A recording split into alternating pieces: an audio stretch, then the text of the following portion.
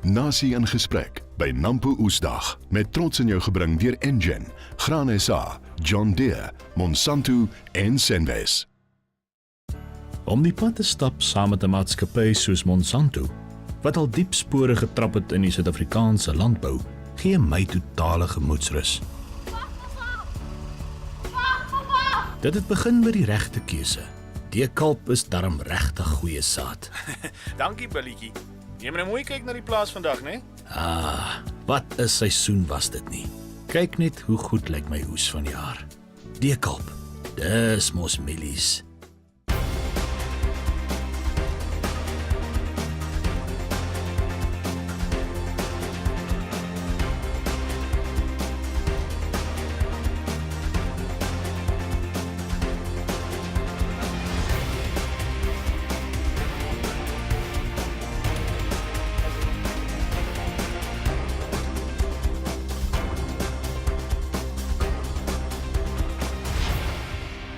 Welkom by vandag se aflewering van Nasie in Gesprek, saam met my Theo Foster. Vandag se forum word my trots aan jou gebring deur Monsanto. Kom ons gesels vandag oor die produsente waardeketting en tot watter mate moet produsente belê in omwinsgewendheid en volhoubaarheid te verseker. Nou vandag by my in die ateljee is professor Willie Estreisen. Hy is voorsitter van Barrinor Beherend en 'n trustee van die Thabo Mbeki Stichting. BP Gryiling, 2011 se boer van die jaar, Attie Skols, wat in 2013 die jong boer van die jaar is, Thabo van Sail, 'n direkteur van Senwes en ook 'n produsent, en Tony de Costa, direkteur van Manjo Ranch in Nigel. Welkom menere. Dankie. BP, ek wil by jou begin. En eenvoudig net 'n bietjie van 'n agtergrond stel voor ons begin by die waardeketting. Daar moet elke dag in die wêreld 7 miljard mense eet. In 2050 gaan daar 35% meer mense wees. Daar gaan 9,5 miljard mense moet eet. Maar kosproduksie sal moet verdubbel tussen nou en 2050. En die rede hoekom kosproduksie sal moet verdubbel is soos die opkomende lande welvarend word, gaan mense al meer kos eet. Hulle gaan al meer skuif na proteïene toe, wat beteken kosproduksie moet verdubbel. Nou op die oomblik word rondom, as jy die dele van die aardbol wat ys beslaan wegvat, dan rolweg 38% van die wêreldoppervlakte word gebruik vir kosproduksie. Dit kan styg, maar nie met baie groot faktore nie. Hoe lyk die situasie in Suid-Afrika wat betref kosproduksie? Theo, ja, baie dankie. Jy sien wat gebeur is, ek wil meer op die praktiese werklikheid fokus as wat ek in getalle gaan verval. Die boere word minder, die mense word meer en die oppervlakte bly dieselfde. Die uitdaging gaan daarin lê dat ons sal moet beter boer, groter produksie lewer en tegnologies saam met die genetiese vordering wat ons oor al die afgelope 10, 15 jaar dramaties beleef het, moet toepas om die probleem aan te spreek. As ons gaan kyk, binne die volgende 10 jaar gaan daar 15 miljoen mense meer in Suid-Afrika wees.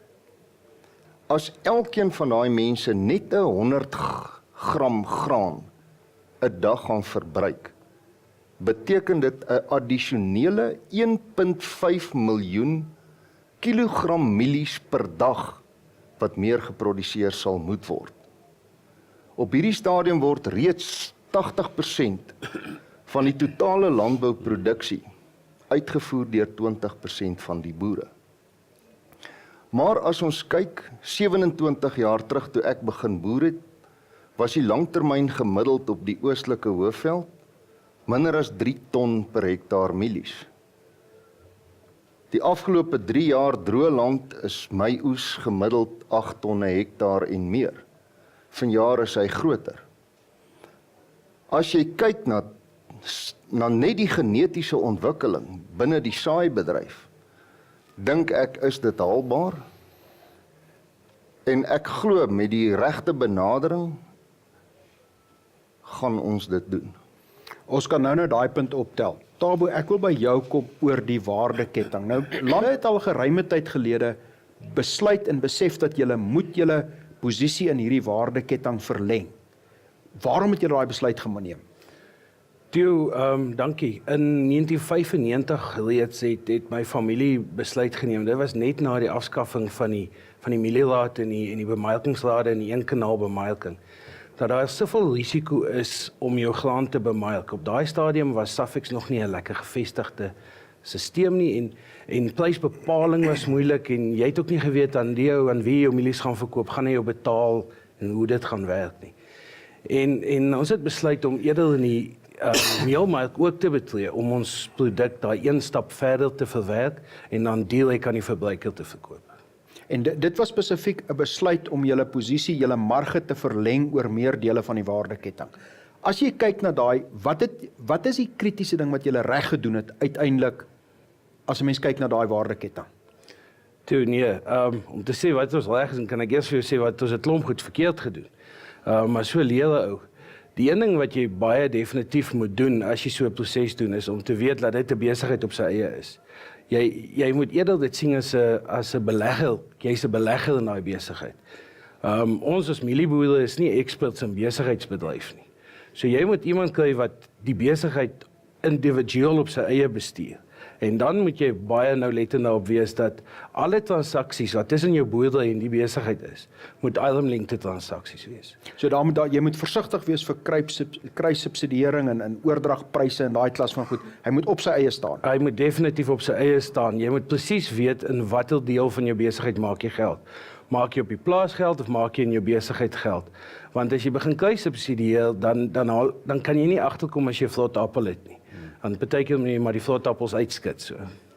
Tony, in julle geval, julle was primêr mielieprodusente, maar julle het ook hierdie waardeketting begin weiervat en jy voel baie sterk rondom die beginsel van professionele advies en jy moet spesialiste in die rigting hê. Ja, dankie Theo. By ons in ons besigheid het ons begin maar as 'n basiese gemengde boerdery. Ons het 'n graanverbouing kant en dan het ons die beeskant.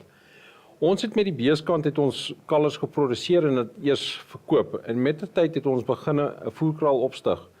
Met die voerkraal opstig het voer 'n probleem geraak. Jy het nie altyd die regte hoeveelheid voer gehad teen die regte prys. Toe begin ons met ons ons het meele opgesit om eintlik die afvalproduk te kry dat ons 'n versekerheid het van voer vir ons beeste. So ons het 'n sirkel begin voltooi. Maar ons het agtergekom, om al hierdie klein goedjies te kan doen, moet jy professionele advies kry. Jy moet spesialiste kry, want die Engelse gesegde, Jack of all trades, master of none, gaan toepas as jy net verskillende besighede gaan doen. Ek gaan Attie by jou stil staan. In julle geval was 'n probleem rondom volhoubaarheid was juist die feit dat boere is prysnemers. Hulle het nie beheer oor hulle prys uiteindelik nie. En daai prys beteken dat jy kan nie langtermyn beplanning maak met sekerheid nie. Jy kan nie beleggingsbesluite maak met sekerheid nie. En deel van volhoubaarheid is om te probeer kyk om van daai wisselvalligheid van prys uit die stelsel uit te kry. Hoe het julle te werk gegaan om daai wisselvalligheid te begin bestuur? Theo, dankie nee. Kyk, ou raak gefrustreerd. Ek dink in die feit dat jy heeltyd moet aanvaar wat jou produk se prys is, wat ander ouens vir jou wil bepaal. En jy moet gaan kyk wat is jou sterkpunte in jou bedryf. En ons identifiseer in ons omgewing, produseer ons baie goeie kwaliteit. Maar die mark, wat soek die mark? En jy moet gaan analiseer wat die mark soek. En die mark soek volumes, hulle soek kwaliteit en hulle soek die sekuriteit om my volumes vir hulle te kan lewer. Een van die beginsels wat hier uitgekom het, is dat wanneer jy praat van verskillende besighede in die waardeketting, moet jy baie versigtig wees om dit nie sommer net aan te las nie. Dit moet beskou word as 'n kritiese besigheid wat op sy eie staan. Maar julle het ook praktiese voorbeelde daarvan. Ja, ek sit eintlik hier as 'n mislukte kleinboer. Hierdie is almal die suksesverhale. En wat my nou opval ook hier, dit is die generasie van vandag en môre ek verteenwoordig nou gister se generasie. Maar ek dink ek sal nog 'n ding of twee kan leer. Nou een van die dinge wat ons geleer het in die maatskappy waarby ek betrokke is 'n onderneming wat in die konstruksiebedryf is. Ons ontwikkel topgehalte kantoorgeboue. Maar ons aandeelhouers wou ook 'n wynkelder hê. toe bou ons ook 'n wynkelder en ons sit met so 60-70 hektaar wingerd. Wat gebeur? Ons moet uit ons konstruksie en ons ontwikkeling moet ons die wynkelder subsidieer. Dis die grootste fout wat jy ooit in jou lewe kan doen.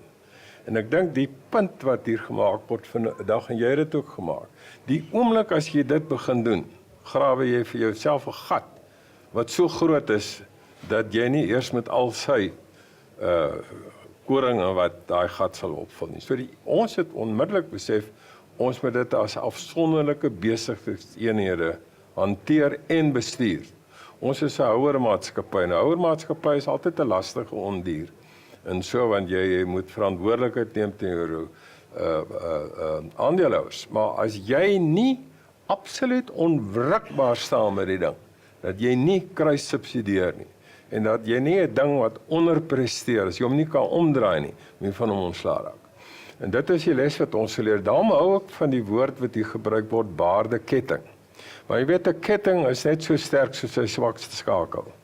En binne in hierdie hele bedryf, dit was ons ervaring ook, dat jy, as jy nie kan saamwerk en as jy nie kan integreer met die verskillende skakels nie, dan staan jy later heeltemal op jou eie. En dit is waarom die woord ook wat, ek dink een van julle gebruik het, volhoubaarheid, Ja. Sustainability. Dis die enigste manier.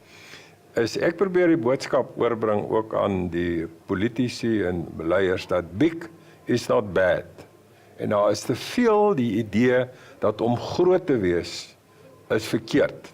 Dit moet klein wees. Big is not bad.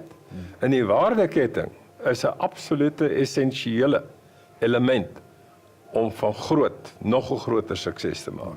Ons praat baie maklik daarvan dat Suid-Afrika die afgelope klompie jare iets soos 15,000 kommersiële boere minder geword, waar ons nou staan rondom, waar ons hier in die 50,000 was, ons 15,000 minder, maar toevallig in die VSA was daar 20 jaar gelede 5,6 miljoen kommersiële boere. Ja. Daar's vandag 2,2 miljoen. So dis nie 'n Suid-Afrikaanse tendens nie. Voor ons na die breek toe gaan, BP, jy het ervaring van hierdie feit dat daar internasionale tegnologie speel 'n baie groot rol wanneer dit kom by beter en meer winsgewende besighede plaaslik ook. En hoe moet ons dit benader in die waardeketting?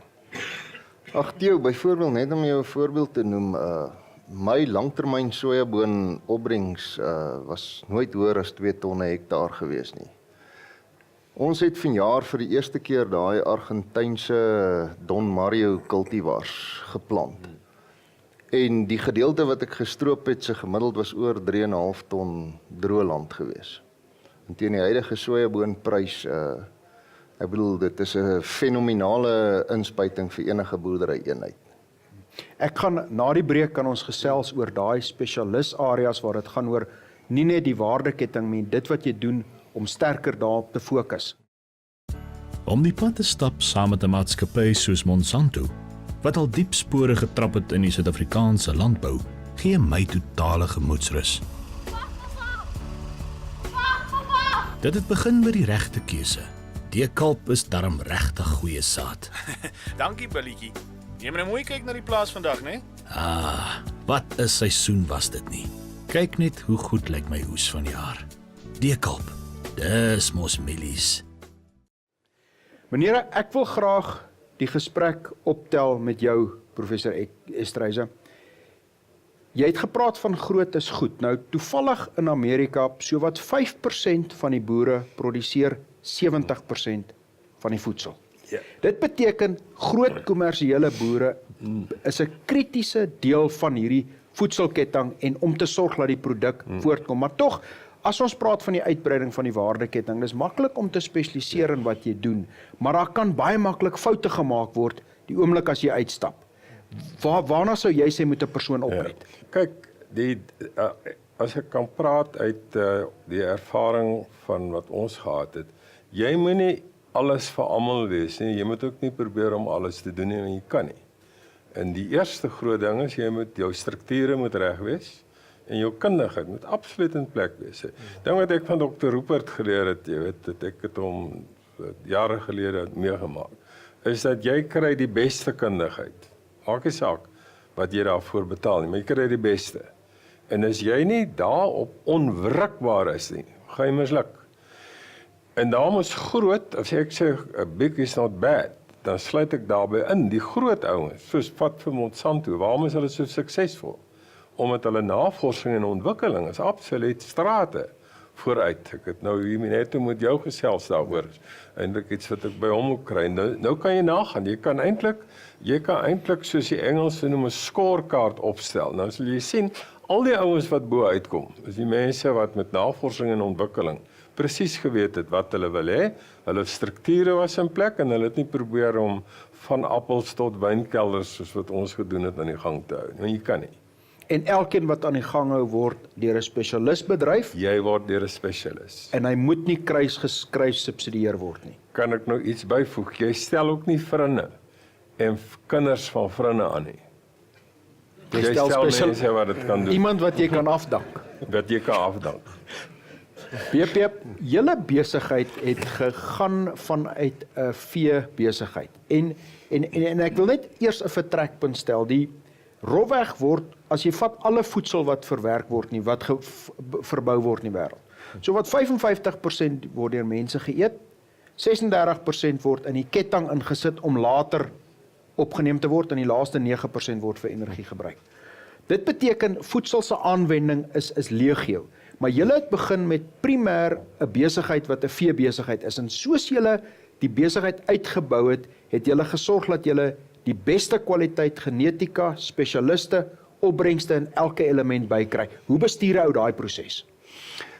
Theo, as ek kan aansluit by wat Prof Willie gesê het, die sukses van enige onderneming is direk eweredig aan die kwaliteit van die mense betrokke by die onderneming. En die mense wat jy om jou versamel, om al daai aksies uit te voer, gaan uiteindelik die sukses bepaal.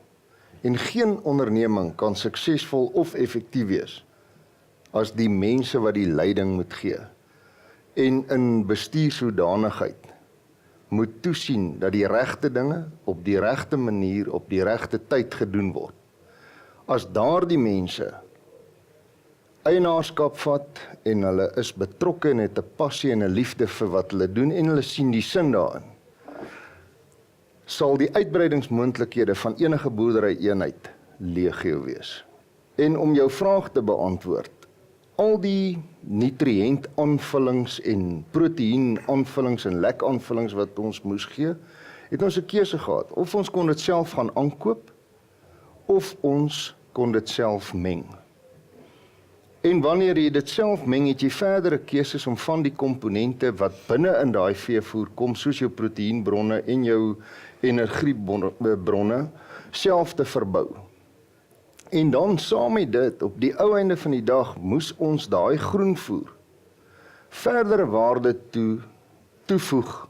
En die enigste manier om dit te doen was om saad te produseer en om onder die Suid-Afrikaanse Nasionale Saadorganisasie en die Plantverbeteringswet daardie saad self skoon te maak, te registreer of sertifiseer, te verpak en dan ook weer te bemark aan ander boere en produsente in Suid-Afrika. En dit beteken julle die spesialistkennis wat julle gehad het, kon julle uitbrei en kon julle addisioneel waarde toevoeg daaruit. Dis presies net so. Nou, Attie, in julle geval is die benadering bietjie anderster. Wat julle gedoen is, julle het 'n groepering landbouers bymekaar gekry om volhoubaarheid te verseker, volhoubaarheid in terme van volume en volhoubaarheid in terme van 'n meer stabiele prys. Nou, dis een ding om te sê jy bou jouself uit in die waardeketting, maar is 'n ander ding om te sê daar's sekere elemente wat jy kan oor beheer kry as jy prys meer nader aan jou het en volume nader aan jou het. In terme van die samewerking tussen 'n klomp boere met 'n gesamentlike doelwit, wat was die goue draad wat deurgevolg het? Daar's altyd koste aan betrokke. Ek meen, is 'n aankoper na elke boer toe moet ry vir 'n vraglosering. Is daar ekstra kostes betrokke. So wat ons nou doen is, ons gooi die goed saam in 'n pool. So die groot kopers soek volume en hulle gee kontrakte uit vir nie meer 'n 50 ton of 'n 100 ton nie. Hulle soek 5000 en 10000 ton kontrakke op 'n slag. Nou een boer op sy eie kan dit nie vir ou lewer dwars deur die jaar nie, maar as jy 'n klomp boere groepeer, is dit moontlik. En as jy dit na die tafel toe bring, is die ouens bereid om vir daai gerief te betaal en daai sekerheid te betaal. En daardeur lig jy jou prys van jou produk. Tony, in julle geval maak jy baie van die sirkel wat julle toegemaak het. Die feit dat om 'n volhoubare besigheid te kry, moes julle die sirkel toemaak. Wanneer jy praat van die sirkel, wat is die elemente wat julle moes toemaak? Theo, if you look at the circle in our business, we have in byproducts of certain processes going in as inputs of the following process. And I'll give you an example. In our feedlot operation, all the manure that we take out of the feedlot goes back into our fields as part of the nutrient recycling process. So thereby doing so, we're able to reduce our fertilizer, our chemical fertilizer usage to quite a bare minimum. Together with that, we've also got to look at, in our situation, and I think it happened right throughout agriculture last year, our average wage bill on our businesses increased last year with 47%, which was a huge amount. And in order to be able to be sustainable and profitable at the same time, we need to find new technologies. And technologies, I don't talk about hardware technologies, perhaps people technologies, and software technologies, for instance, seed, and the way we do cultivation. We're in the process of investigating and trialing conservation agriculture. We need to produce a better product, healthier, with less damage to the environment. So we're focusing on that, on the conservation side. We're trying to reduce our inputs, thereby also still maintaining the higher outputs. In that way, we're able to improve our profits, even though other costs have gone up. So in order to do that, we need the specialists, we need the guys, extension officers, we need researchers. And if we don't have that, we're not going to be able to do it. If you take in the countries in the South Americas, which are huge grain-producing countries, and if you look at the investment that government there puts into research and development, into commercial agriculture. I'm not talking about subsistence agriculture, commercial agriculture. And you look at the way those countries have moved yards ahead of us in their production and profitability. It goes to show that the importance of that research. Tabo, wanneer in julle geval het julle nou 'n besigheid wat geïntegreer is af na die meele toe. Dit wil sê dit is 'n besigheid wat 'n ketting volg. As julle, en dit begin meer 'n gewone sakevraag word, as julle kapitaal allokeer, as jy moet kyk na uitbreidings, as jy moet besluit tussen waar plaas ek addisionele kapitaal, hoe werk daai besluit? Ek dink baie ouens sit in hulle besigheid en hulle wil of meer gespesialiseer raak in reglynig uitbrei of hulle wil diversifiseer. Reglynig beteken hulle koop meer, hulle belê in hulle grond om meer opbrengste te kry, om die skaalvoordele te kry in daai, of hulle kyk na infrastruktuur wat hulle verder vat. Ja, of die alternatief is om te diversifiseer. Ek dink as jy besluit neem om te diversifiseer, moet jy die ek dink die doel van jou belegging moet wees is om jou risiko te verlaag. So as jy deur diversifisering jou eie produk verder in die ketting af kan vat, dan kan jy moontlik jou risiko afbring. Tensy jy, soos ons gepraat het, 'n spesialis kry wat jou besigheid bestuur. Iets wat ek by Tony wil aanhaak, met die sirkel voltooi, ek dink in die volgende 10 jaar gaan daar 'n verskriklike skuif wees in die wêreld, weg van gewone primêre stysel as 'n produk, soos mieliemeel of rys of koring. Soos wat die mense beter salarisse verdien, gaan daar meer skuif na proteïene wees.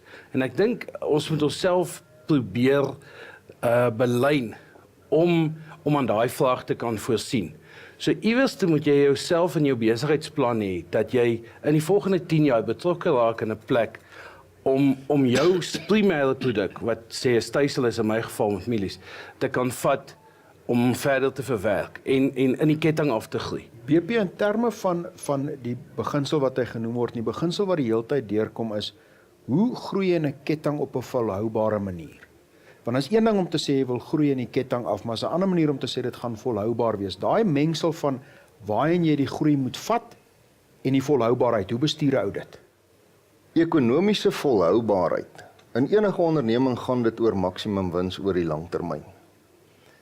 En as jy die waarde kan toevoeg, die beginsel waaroor ons nog die hele tyd vanmôre gesels, elke faset van 'n eenheid of 'n boerdery-eenheid wat jy self kan doen op 'n goedkoper manier as wat iemand anders dit vir jou kan doen, voeg jy waarde toe. So, hoe lank daai waardeketting kan word is die lengte van die bereidwilligheid van bestuur om sekere verantwoordelikhede en ekstra bestuurslaste op hulle self te neem. Professor Estreisen, dis duidelik dat boerdery aan die een kant is baie meer gespesialiseerd, maar boerdery gaan groter besighede word. Gaan 'n boerdery soos ons hom vandag ken, gaan hy so lyk oor 5 of 10 jaar? Of is hier 'n verskriklike verandering? Ek wil graag aansluit by wat hier gesê is ook. Jy weet dat samewerking, dit gaan al groter word en beter.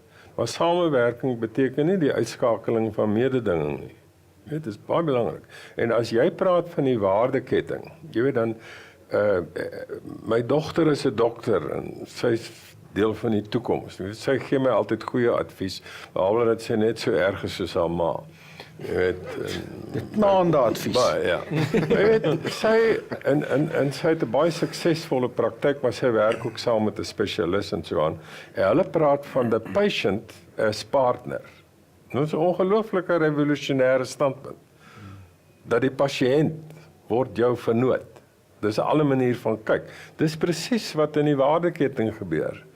Daar's 'n klomp, ek wil nou nie sê patients nie, maar die idee van 'n partnership wat voordelig is vir diegene wat in die partnership behoort, soos wat julle doen. Dit gaan al meer en meer word. Dit is wat in Brasilië gebeur het en met die staat se ondersteuning ook.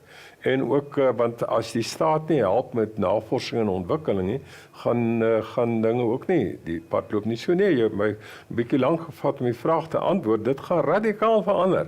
En die ouens wat nie kan deel word van hierdie groter wordende partnerships nie. Dis die ouens wat langs die pad gaan uitval soos ek. Ek gaan net met my 10 Ngoni's aan aan die ander kant. En 'n paar boerbokke wat my plek in 'n woestyn gaan verander. Hoef ek nie te werk nie.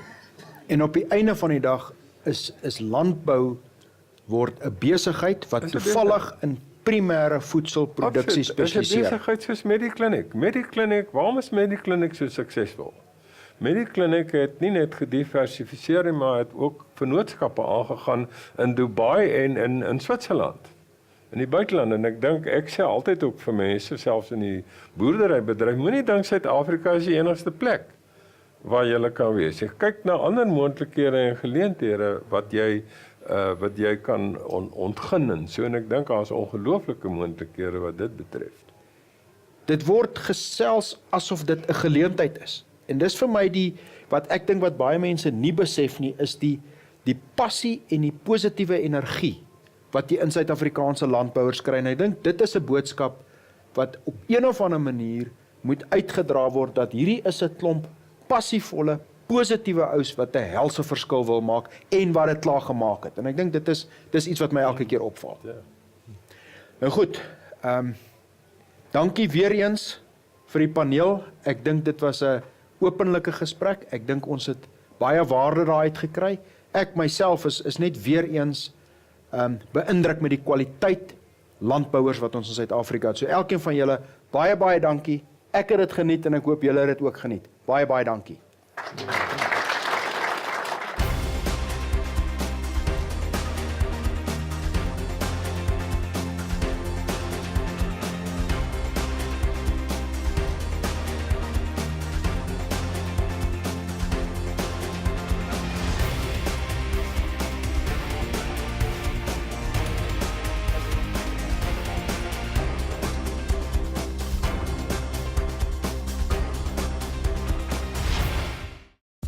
Om die pad te stap saam met 'n maatskappy soos Monsanto, wat al diep spore getrap het in die Suid-Afrikaanse landbou, gee my totale gemoedsrus. Dit het begin by die regte keuse.